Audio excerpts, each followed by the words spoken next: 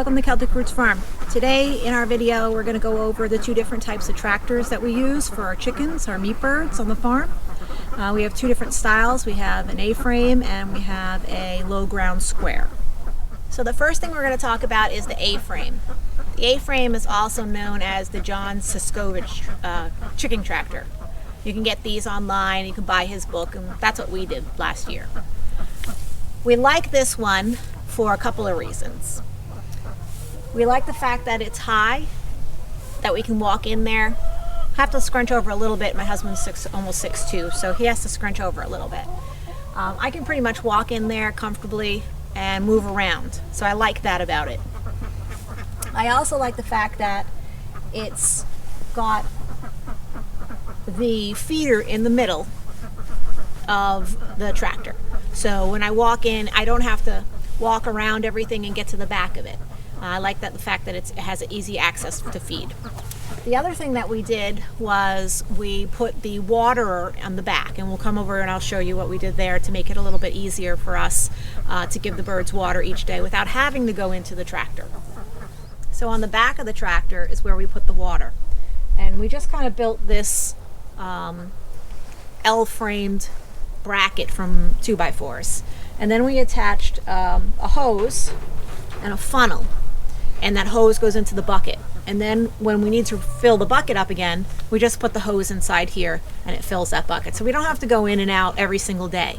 We do go in at least once, twice a week when we think that the bucket needs to be cleaned out, or if we see any sediment or anything that may have gotten into the bucket, and we rinse that out and clean that out. But for the most part, it has a lid on it, so it really doesn't get anything in there.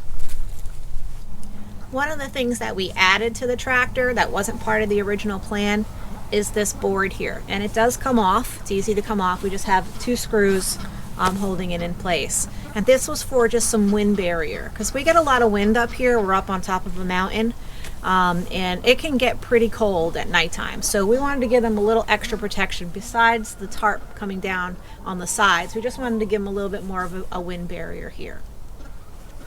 One of the other features that we really liked about this particular model was the sides. We were able to keep this detached and lift it up for ventilation in the summertime. Even though we're up here on the mountain, it does get warm up here as well. So we want to make sure the birds have a lot of ventilation. So I really like the fact that you can lift this up and get a good airflow in there. Last year we got up over 100 degrees for a couple of days, and you can see that the birds were really stressed. So it was nice to have this so that they can get some extra ventilation. So because these tractors are meant to be moved every day so that the birds can get fresh grass and bugs, they have two wheels on the back. These wheels are removable.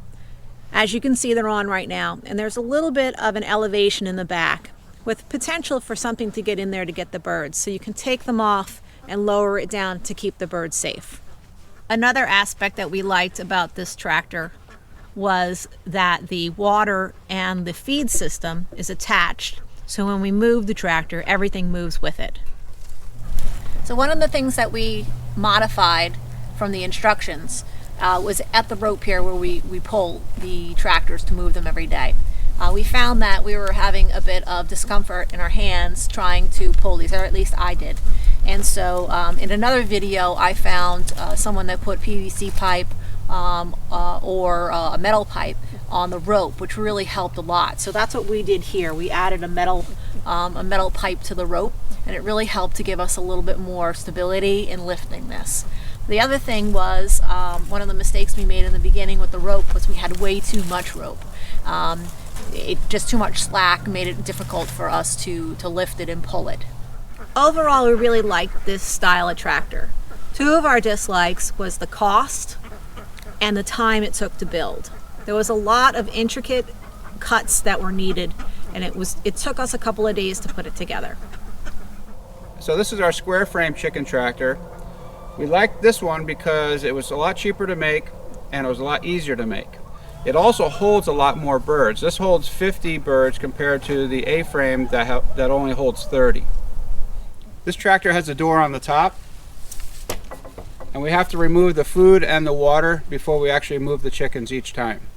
We're hoping to modify that this summer and actually mount something on the inside that will actually move with the tractor, just like the other one.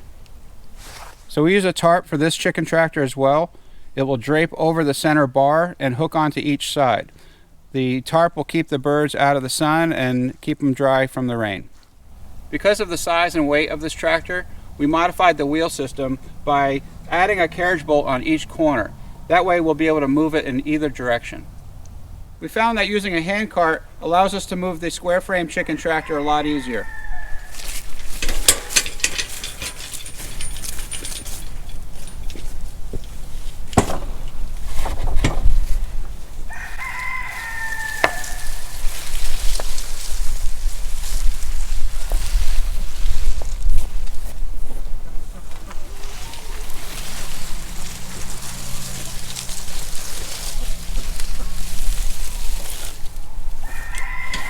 So what we don't like about this tractor, it's heavy, it's awkward to move, and when it's time to process, the birds have a tendency to hide in the back, so it's really hard to access them.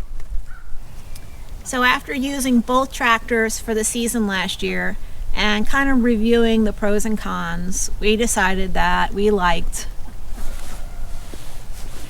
the AFrame better. AFrame. It was just easier to move it. You can see the chickens, keep them safe when you were moving it. The access to the water and the feed was just so much more convenient. All right. I think we could probably make that a little cheaper than we did this the first time. Yeah. So even though the square frame can hold more birds, we both agree that the A-frame's pros outweigh the cons. Right now, we're just waiting on our birds to arrive.